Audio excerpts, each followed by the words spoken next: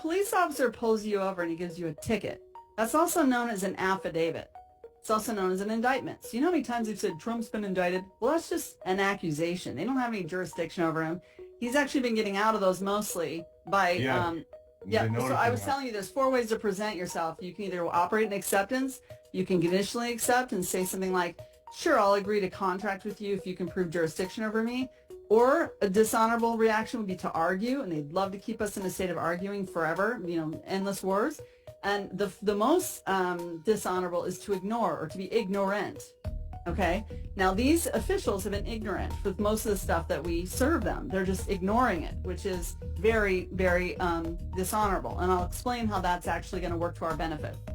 But, so when a cop pulls you over, he's giving you a ticket. It's an affidavit of fiction. And we talked about that. Why is it an affidavit of fiction? Oh, because it doesn't exist. Because he works for a legal fiction. Because remember, he's been it's an illusion. He works for a corporation. He's not your public servant. He's not your peace officer from the Republic. Yeah. And he's trying to serve you as your corporate fiction because he's got to get your driver's license, and that's got your all caps name, and your all caps name is the corporate fiction they created when you were born. So the all caps name is not you. Can a corporation run a red light? No. No, so they're charging the corporation. So you're saying since the birth certificate of the capital letters, and I've heard this before, you're being born under a corporation.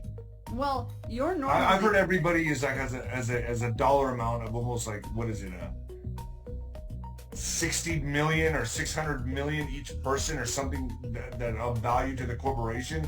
Am I right in saying that? Yeah.